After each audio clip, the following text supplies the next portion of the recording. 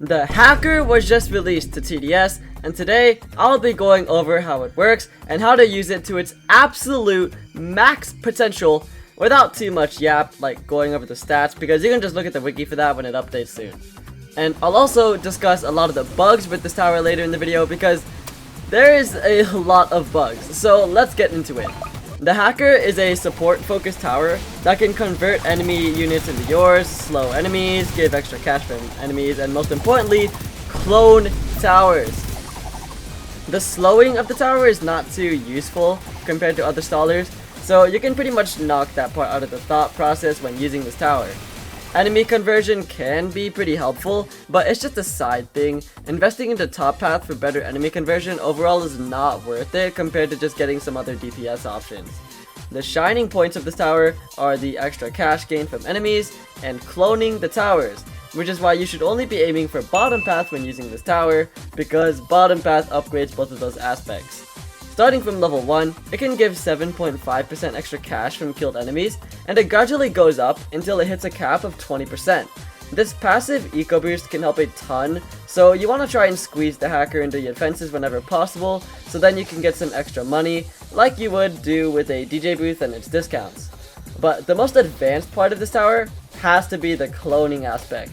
The cloning is not really something you do mid-game, but you want to utilize the cloning when your defense is completely maxed out and you have money to spare. In those moments when you have money to spare, you want to use that money that would just be lying around to clone the strongest towers you have on the field, of course. Towers that usually have lower placement limits or spawner towers are especially strong with this cloning, so utilizing towers like turret, gatling gun, necromancer, or mercenary base are probably your best options when it comes to what you want to clone. Spamming gatling gun clones is the best DPS option, but it is a crazy amount of expensive, so you should aim to spam the highest DPS clone that you can afford. Also, no, you cannot clone hackers, sadly, no infinite hacker glitch. Now, onto some of the bugs. The first one builds on this clone segment and involves the revive tickets, TDS's most buggy feature. If you have some clones up before you die, and then you use a revive ticket, those cloned towers become permanent towers.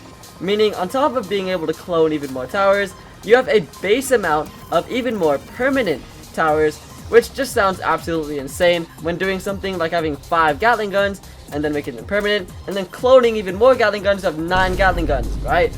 Well, it gets even crazier. These permanent clone towers are classified with an extremely low total cost.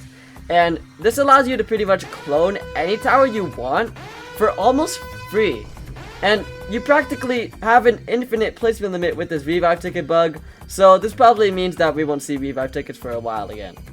But another bug to be careful about is using the hacker in hardcore, because when you use the hacker in hardcore, your run is simply cooked. Certain enemies that the hacker kills will be forever stuck there on 0 HP, soft locking you. The hacker sometimes will just auto skip the waves, and there are so many other bugs with hardcore right now that it is a pretty miserable experience at the moment. But there you have it, everything important you should know about the hacker tower. If this video helped you out, be sure to like and subscribe, and I'll see you guys later. Peace out, have a good. Oh, and one more thing I discovered. This thing can literally skip the phases of certain enemies. So let me show you what I mean. So let's get an abomination here. Just like spawn that in, have it take some damage, have it take some damage. This is admin stats, by the way, hacker doesn't do so much damage. But this is just to show. Usually the abomination is meant to rage out after that, but instead that just happens. Another good example is breakers. Let's get some breakers in here. So you get this breaker here, and usually it splits into all of them and ding. That's a pretty good thing about this tower.